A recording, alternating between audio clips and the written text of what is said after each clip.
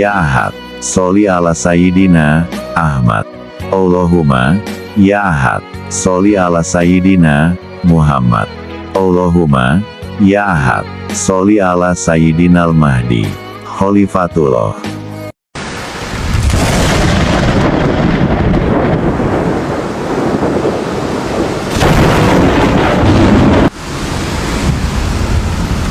Pembayatan Tuan Al-Imam Mahdi dan pertemuan dengan Satria Piningit. Salam Rahayu Trinatra Jaya Sampurna. Salam sejahtera. Salam budaya. Salam kebajikan. Sampurasun. Selamat pagi, siang, sore, dan malam. Selamat datang para pemirsa channel Nusantara Raya 313, channel yang membahas hal-hal hakiki di akhir zaman. Semoga kita semua selalu diberi petunjuk dan lindungan dari Gusti Allah Subhanahu wa Ta'ala. Pada kesempatan ini channel Nusantara Raya 313 akan membahas pembayatan Tuan Al-Imam Mahdi, sesuai dengan hadis Kanjeng Rasul, Baginda Tuan Nabi Muhammad Shallallahu Alaihi Wasallam yang diriwayatkan oleh Ummu Salamah radhiyallahu anha sebagai berikut. Artinya, Al-Mahdi berasal dari Ahlul Baitku, dari keturunan Fatimah. Hadis dari Ali bin Abi Thalib, bahwa Rasulullah Shallallahu Alaihi Wasallam bersabda, Al-Mahdi termasuk golongan kami, Ahli Bait, Allah memperbaikinya dalam semalam.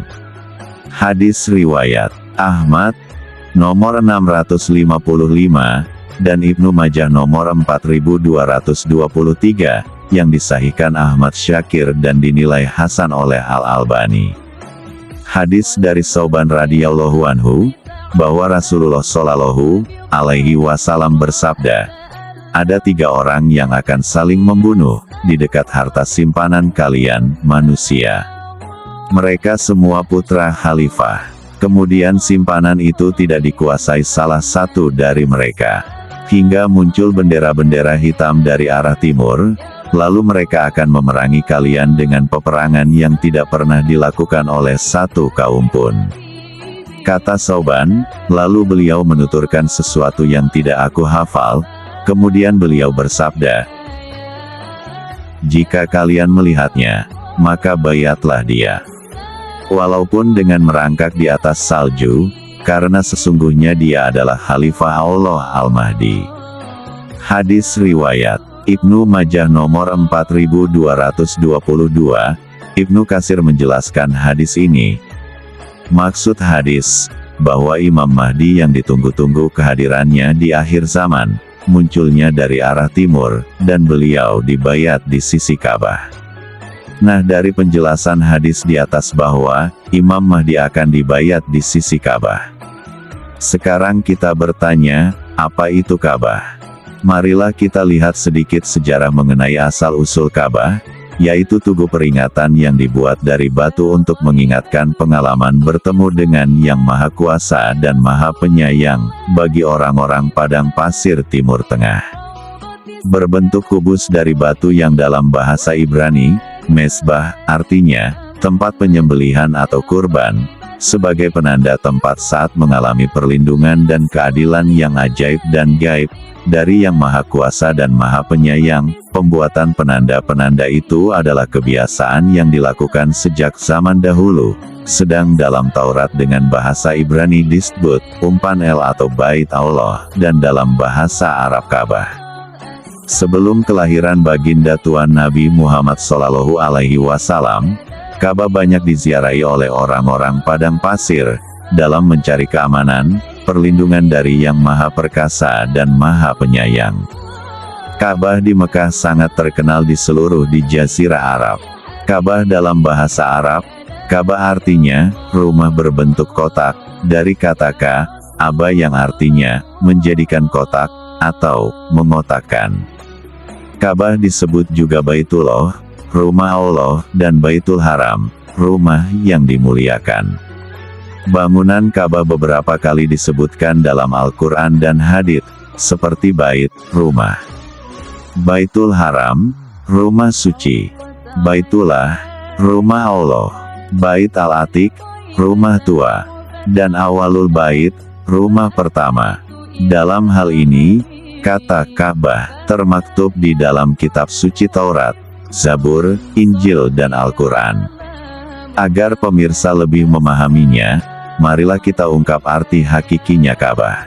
Dengan bahasa ilahi arti hakikinya Ka'bah adalah zat Allah di alam semesta ini, dengan segala perwujudannya yang nyata, baik di bumi yang dohir, di bumi yang goib, dan di bumi yang di alam ruh. Dengan dipahami arti hakikinya Ka'bah, maka para pemirsa akan mengerti bahwa kita, dan semua makhluk hidup di dalam Ka'bah, baik makhluk yang dohir maupun makhluk goib dan makhluk ruh.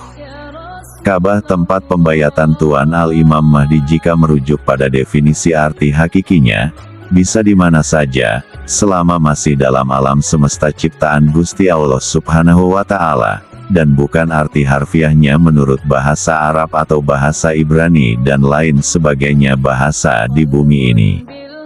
Jika sudah paham, kita kembali pada pembahasan sesuai judul di atas, yaitu pembayatan Tuan Al-Imam Mahdi pada Sabtu Wage, tanggal 24 Desember tahun 2022, waktu Asyar. Marilah kita telah kembali penjelasan hadis oleh Ibnu Katsir, pada hadis riwayat Ibnu Majah nomor 4222, bahwa Imam Mahdi yang ditunggu-tunggu kehadirannya di akhir zaman, munculnya dari arah timur dan beliau dibayat di sisi Ka'bah. Mari kita masukkan definisi arti hakikinya ke dalam penjelasan hadis Ibnu Katsir, bahwa Imam Mahdi yang ditunggu-tunggu kehadirannya di akhir zaman munculnya dari timur dan beliau dibayat di sisi Ka'bah, zat Allah di alam semesta ini dengan segala perwujudannya yang nyata, baik di bumi yang dohir, di bumi yang goib dan di bumi yang di alam ruh. Jadi bisa kita simpulkan, Tuan Al-Imam Mahdi dibayat di tiga alam, yaitu di alam nyata, di alam goib dan alam ruh. Dari arah timur yaitu Nusantara. Perihal hadis dari Tuan Sayyidina Ali bin Abi Thalib, Rasulullah bersabda, Al-Mahdi termasuk golongan kami, ahli bait, Allah memperbaikinya dalam semalam. Dari definisi di atas, dapat disimpulkan pembayatannya Tuan Al-Imam Mahdi di tiga alam, tidak hanya di alam dohir, akan tetapi meliputi ruhaniyah, rasa, jiwa, sukmanya. Nah disinilah akan terlihat, ruhaniyah jalur ahli baitnya langsung pada Rasulullah. Maka terjawab sudah apa-apa yang selama ini diperdebatkan, dari jalur ahli baitnya Tuan Al-Imam Mahdi. Pemirsa sudah mengetahui dan memahami arti hakikinya Ka'bah. Maka akan terlihat bersesuaian dengan keterangan hadis di atas dengan ramalan Nostradamus, pemuda dari timur yang membawa ajaran baru. Alhamdulillah, puji syukur kita panjatkan kehadirat ilahi Robi bahwa seorang khalifah yang ditunggu-tunggu oleh semua umat di dunia ini, yaitu Tuan Al-Imam Mahdi, telah dibayat oleh Allah Subhanahu wa Ta'ala, yang disaksikan oleh segenap unsur alam semesta. Berikut isinya baik yang dohir maupun yang goib, meliputi alam goib dan alam ruh, yaitu Baginda besar Nabi Muhammad Sallallahu Alaihi Wasallam, Tuan Nabi Isa alaihi salam, Tuan Nabi Khidir alaihi salam, Tuan Satria Piningit Sinisian Wahyu, Ratu Adil AS, para Sang Hyang dan Hyang, para Nabi dan Rasul, para Waliullah, para Aulia Allah, para Syekh Allah, para Raja, para Ratu, para Dewa, para Dewi, para Bidadari, para Malaikat Allah, pelantikan secara dohirnya di wilayah Jawa bagian Barat, pada hari Sabtu Wage, tanggal 24 Desember tahun 2022, waktu Asyar. Mohon maaf daerahnya tidak bisa admin sebutkan. Disinilah, sesuai dengan judul di atas, pembayatan Tuan Al-Imam Mahdi dan pertemuan Tuan Satria Piningit Sinisian Wahyu, Ratu Adil AS.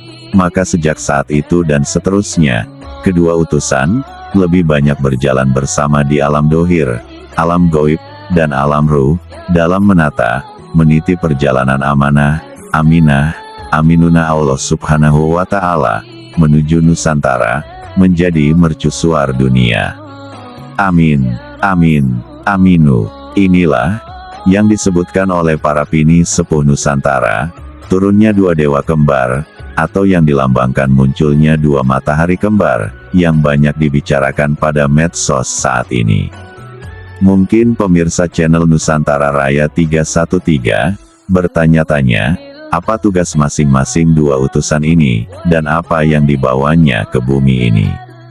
Untuk menjawab pertanyaan tersebut, atau semua pertanyaan yang ada dalam hati pemirsa, bisa kita lihat dari masing-masing arti hakikinya, nama gelar yang diberikan oleh Allah Subhanahu wa Ta'ala, tentunya dengan membuka arti hakikinya, maka tugas beserta isi kandungan mukjizat yang dimiliki Tuan Al-Imam Mahdi dan Tuan Satria Piningit Sinisihan Wahyu, Ratu Adil AS, dapat kita ketahui.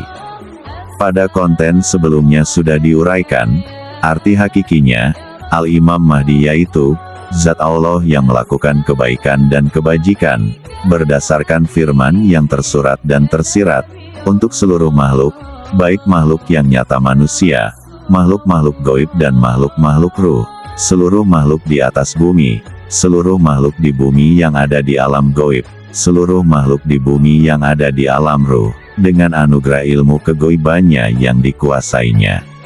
Dari definisi tersebut di atas bisa kita ambil kesimpulan bahwa Tuan Al-Imam Mahdi menerima firman tersurat dan tersirat. Apa firman tersurat dan tersirat, yang diterima oleh Tuan Al-Imam Mahdi, untuk seluruh makhluk di alam nyata, alam gaib dan alam ruh? Firman yang diterima adalah, Kitab Akhir Zaman, yaitu kitab manusia, yang sebagian sudah ada dalam tiap diri manusia di dunia ini. Yang mana akan tugasnya adalah, memberi petunjuk agar, menjadi manusia yang berketuhanan dan berbudi luhur. Pertanyaannya, bagaimana tugas Sang Satria Piningit Sinisihan Wahyu, Ratu Adil AS?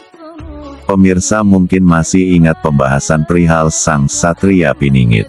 Satria Piningit adalah manusia yang sempurna, yang melakukan kebaikan sepanjang hidupnya, berlandaskan 3 dasar pengetahuan yang nyata yaitu, tegas pada siapapun, adil tidak berat sebelah pada siapapun dan bijaksana dalam tiap putusannya, sesuai dengan agamanya iman, Islam, ihsan, tajam ke dalam untuk dirinya, tegas, adil dan bijaksana dalam memimpin bangsa dan negaranya. Para pemirsa channel Nusantara Raya 313, dari penjelasan-penjelasan di atas, bisa kita simpulkan kembali dengan lebih detailnya, tugas dari kedua utusan yaitu, Tuan Al-Imam Mahdi, bertanggung jawab atas petunjuk-petunjuk, agar manusia berketuhanan yang berbudi luhur, akidah dan akhlak. Pegangannya kitab manusia, sedang Satria Piningit dengan ageman Trisulaweda, adalah tegas adil dan bijaksana dalam memimpin Nusantara menuju mercusuar dunia. Semoga penjelasan ini bermanfaat dan berguna untuk kita semuanya.